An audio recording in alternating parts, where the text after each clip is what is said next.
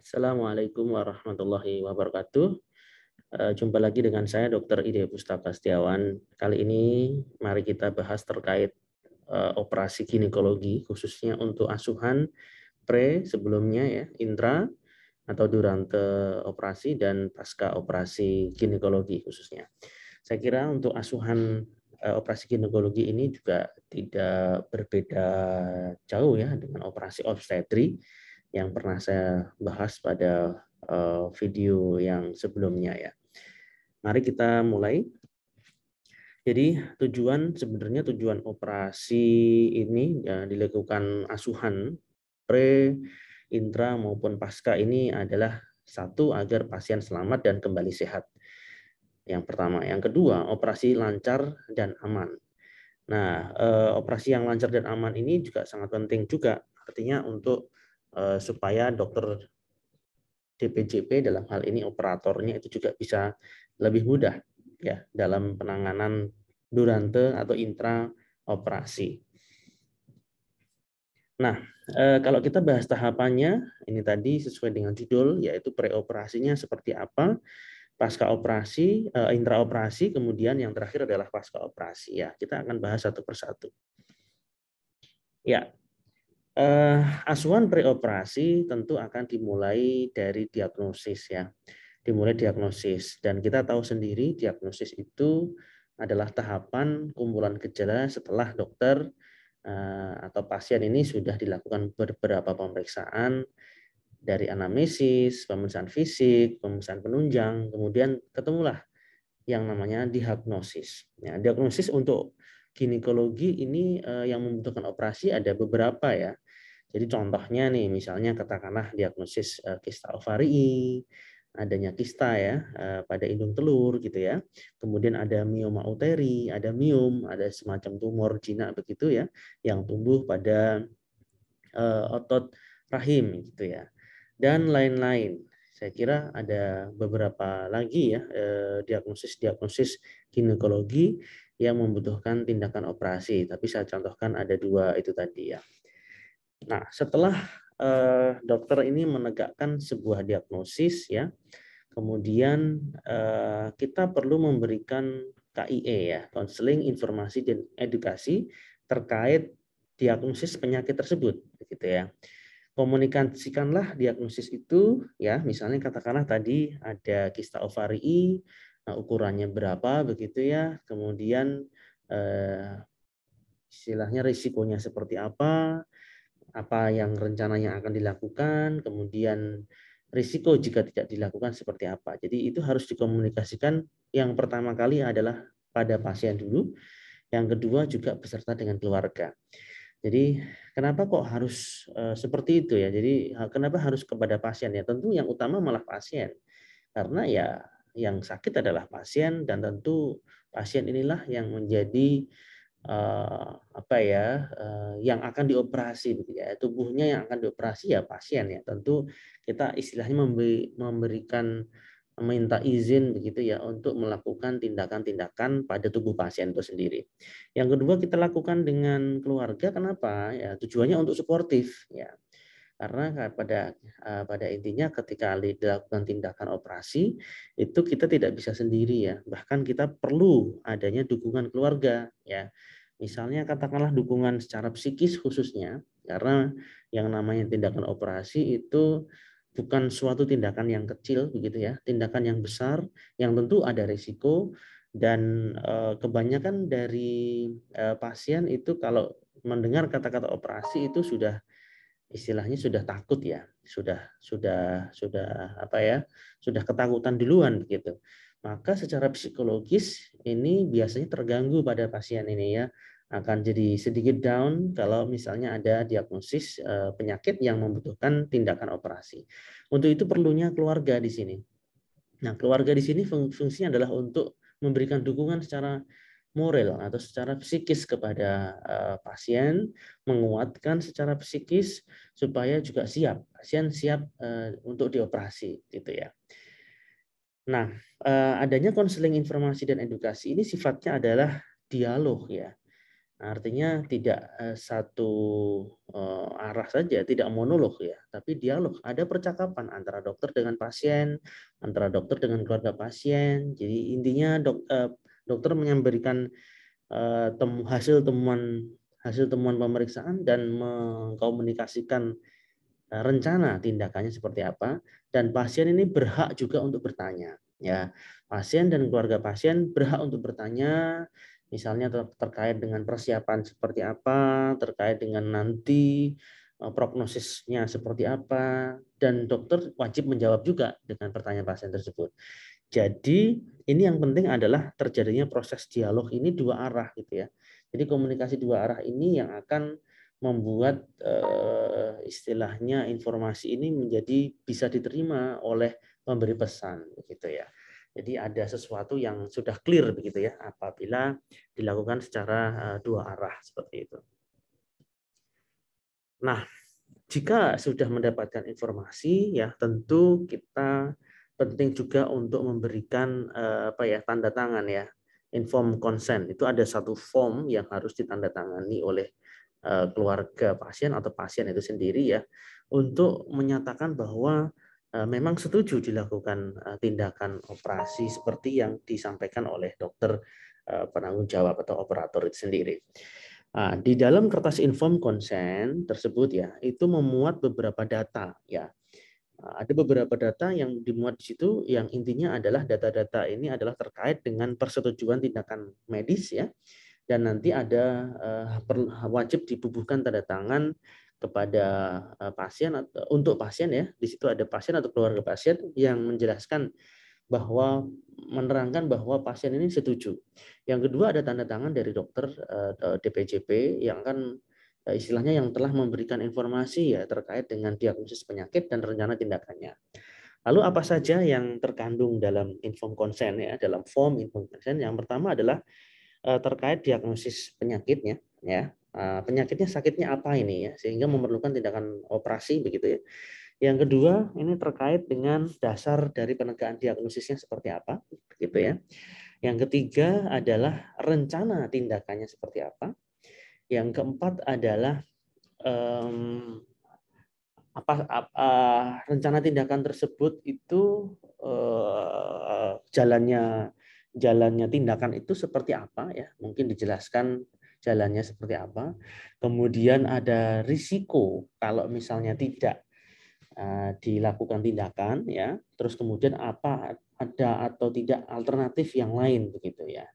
Nah, jadi itu setelah mengetahui beberapa poin-poin tersebut, saya kira pasien atau keluarga pasien akhirnya mempunyai cukup waktu untuk berunding dan akhirnya memutuskan bahwa oke, saya setuju atau saya tidak setuju begitu.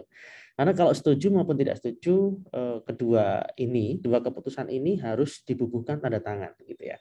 Baik setuju ya, tentu harus tanda tangan juga maupun tidak setuju atau terjadi penolakan tindakan, oke, saya tidak memilih untuk tindakan itu karena misalnya katakanlah saya mempertimbangkan beberapa risiko seperti yang kalau lebih berat begitu ya. Ya, artinya berhak juga pasien untuk memilih menolak untuk dilakukan tindakan terhadap dirinya. Nah, itu sah-sah saja begitu ya.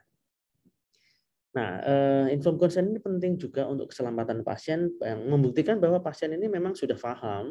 Yang kedua adalah sebagai bukti bahwa dokter ini sudah melakukan penjelasan begitu ya, menjelaskan risiko-risikonya seperti apa sehingga dokter sendiri juga dalam bekerja juga akan lebih merasa aman begitu karena sudah persetujuan itu adalah dari kedua belah pihak begitu.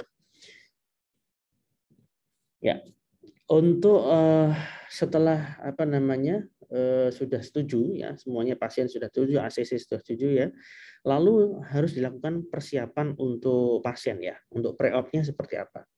Tentu untuk operasi itu dibutuhkan suatu kondisi yang prima begitu ya, baik itu kondisinya fisiknya, mentalnya, kondisi darahnya ya, tidak ada keluhan atau sakit apapun ya. Misalnya katakanlah harus dicek untuk persiapan ini cek laboratorium ya, misalnya darah rutinnya seperti apa, HB levelnya berapa.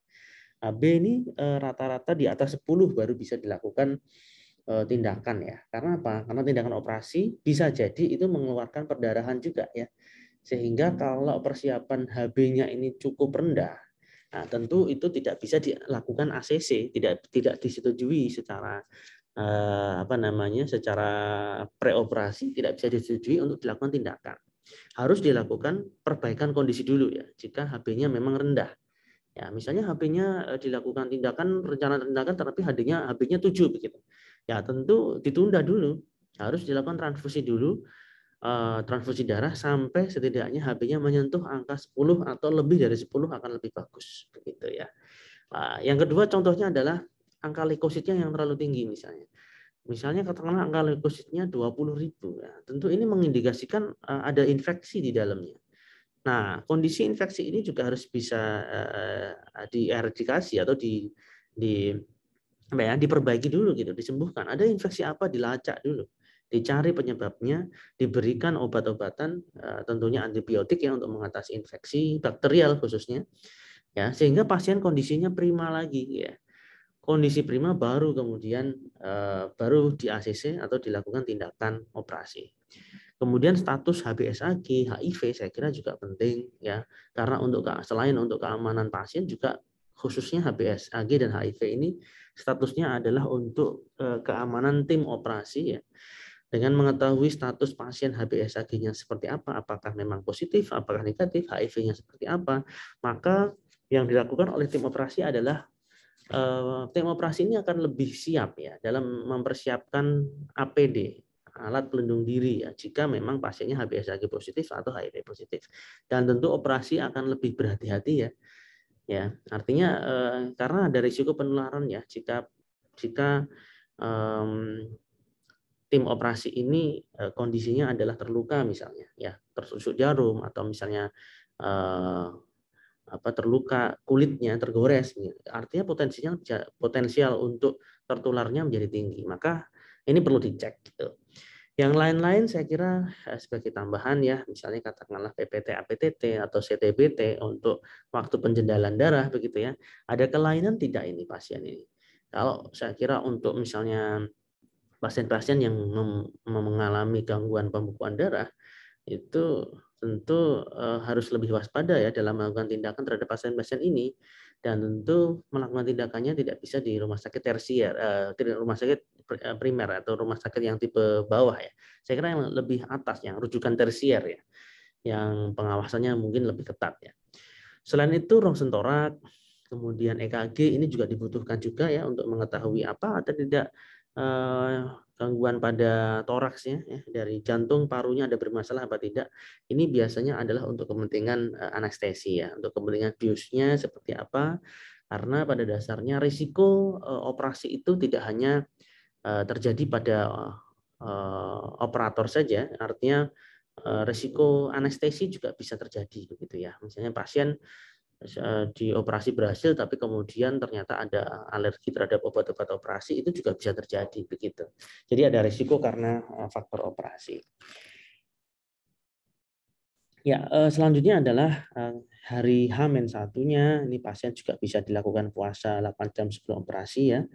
Kemudian antibiotik profilaksis ya, misalnya antibiotik apa, ceftriaxone atau cefazolin begitu ya, cefalosporin generasi pertama begitu ya. Dan antibiotik ini sebelum dimasukkan dalam tubuh melalui vena atau intravena itu perlu dilakukan skin test dulu. Seperti gambar di samping ini adalah contoh penggambaran skin test ya untuk mengetahui apakah alergi atau tidak. Kalau pasien memang alergi perlu dilakukan tindakan penggantian antibiotik ya. Tapi kalau tidak alergi saya kira bisa diteruskan ini. Berikutnya adalah cukur rambut kemaluan, pasang infus, ya, pasang kateter urin dan lavement ya, istilahnya untuk urus-urus, untuk bersih-bersih, istilahnya isi dari saluran pencernaan ya, sehingga tidak mengganggu operasi khususnya pada saluran pencernaan. Nah, saya kira manajemen cairan ini pasang infus ini penting sekali karena pasien ini kan puasa secara lama ya, puasanya cukup lama ini.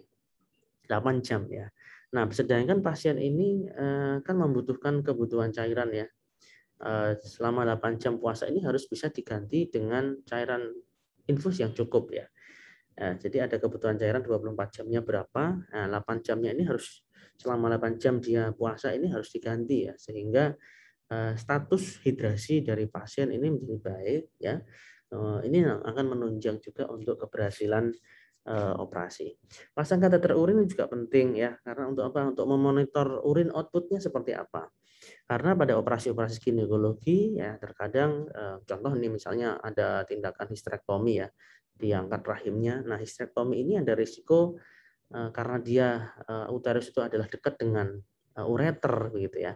Maka ini ada risiko ureternya ada bermasalah gitu ya. Ada sesuatu ini, ada permasalahan sehingga ureter ini menjadi terligasi. Maka harus hati-hati begitu ya. Nah, salah satu jalan untuk memonitor bahwa hal tersebut terjadi atau tidak yaitu dengan jalan memasang kateter urin begitu ya. Nah, kateter urin ini juga bisa digunakan juga untuk kita memantau cairan masuk dan cairan keluarnya apakah seimbang apa tidak. Kalau memang seimbang berarti itu ya namanya baik ya, normal. Kalau tidak seimbang, yang masuk banyak begitu, yang keluar kok cuma sedikit, nah tentu kita harus lebih waspada. Kenapa nih kira-kira? Jangan-jangan ada permasalahan pada tadi, misalnya katakanlah ada yang terligasi, ya, terjahit begitu ureternya, atau misalnya katakanlah ada permasalahan di ginjalnya begitu. Nah, hal-hal seperti ini perlu dilakukan dengan hati-hati ya, artinya dengan lengkap, komplit sehingga tidak ada satupun yang terlewatkan. Ya, artinya untuk keselamatan pasien dan keselamatan operator untuk operasinya pada saat proses operasi. Setelah persiapan-persiapan itu komplit ya, tentu hal berikutnya yang perlu disiapkan adalah tim operasi.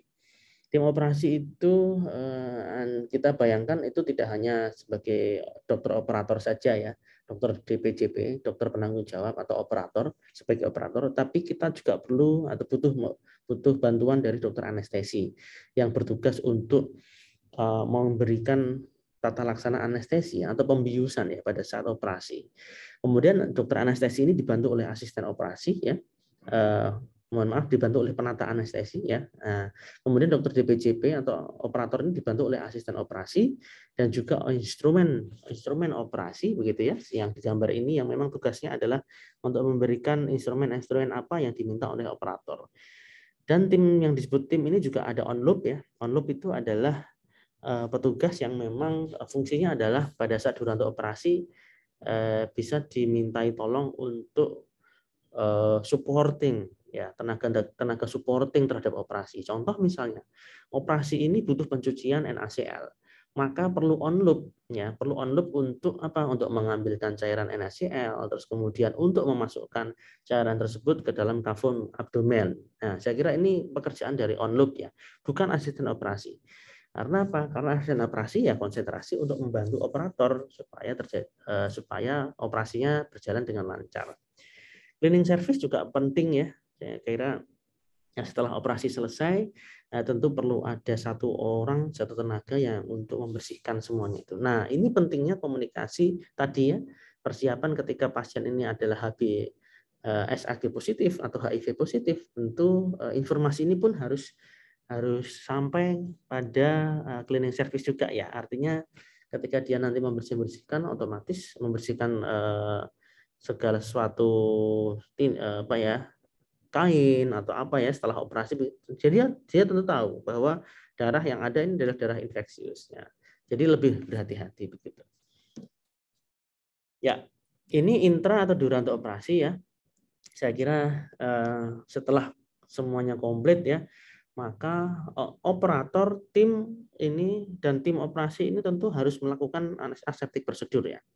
Sebelum operasi harus memakai baju steril ya, cap ini penutup rambut begitu ya, penutup kepala ya, goggle itu kacamata, masker ya, apron di dalamnya gaun ya saya kira ya. Kemudian melakukan cuci tangan dengan aseptik prosedur, sarung tangan, memakai sarung dan gaun operasi. Saya kira yang dipakai di gambar ini adalah gaun operasi.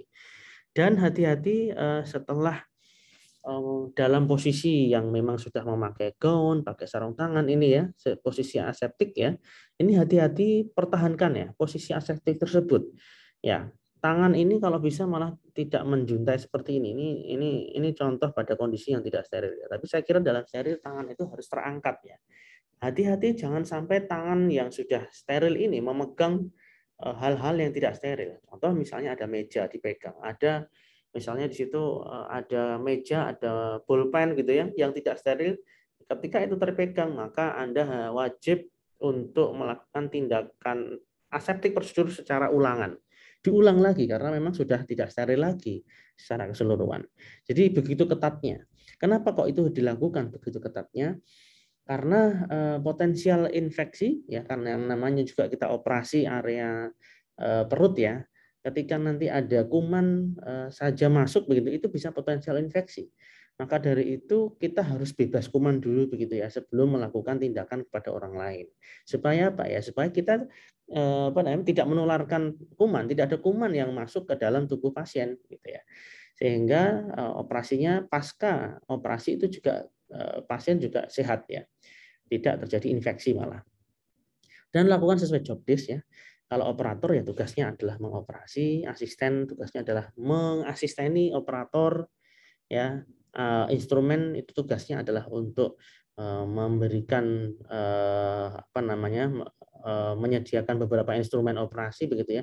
Jangan dibolak-balik nanti malah job deskripsi ini menjadi berubah gitu ya. Ketika berubah maka mesti akan kacau. Contohnya misalnya katakanlah instrumentasi malah ikut-ikut menjadi asisten katakanlah begitu ya. Maka itu akan berbeda begitu. Job desk-nya harus fix gitu. Ya. Nah, sekarang terakhir post operasi ya. Ketika operasi itu selesai, kemudian pasien kembali dari berpindah dari kamar operasi ke kamar bangsal begitu ya, bangsal perawatan. Nah, inilah yang perlu diawasi ya. Saya kira ya, kesadarannya seperti apa, tanda vitalnya seperti apa, apakah stabil apa tidak, tensi nadi begitu ya. Kalau misalnya memang stabil berarti indikasinya ya baik ini ya. Cek HB pasca operasi ya. HB pasca operasinya apakah turun banyak sesuai perdarahan apa tidak begitu ya. Terkadang katakanlah dengan operasi tentu takutnya ada risiko perdarahan lagi begitu ya. Misalnya katakanlah jahitannya ada yang kurang baik sehingga katakanlah ada jahitan yang luka yang rembes begitu ya, maka ini bisa terdeteksi dari cek HB ya. Kalau cek HB-nya tidak semakin turun dan turun, nah, otomatis kita bisa beranggapan bahwa pasien ini insya Allah baik-baik saja ya, artinya tidak ada perdarahan setelah operasi. Balance cairan ya, ini perlu dihitung dengan benar. Kalau cairan masuk, kalau cairan keluar harus dihitung dengan baik, harus balance, harus seimbang gitu. Tata laksana medikamentosa ya, diberikan antibiotik dan sebagai anti nyeri dan sebagainya, sekiranya juga perlu dilakukan. Makan minum bertahap, mobilisasi bertahap ya, fungsi BAB dan BAK dalam batas normal, dan ganti perban sebelum pulang. Ya, demikian apa yang bisa saya berikan. Terima kasih. Wassalamualaikum warahmatullahi wabarakatuh.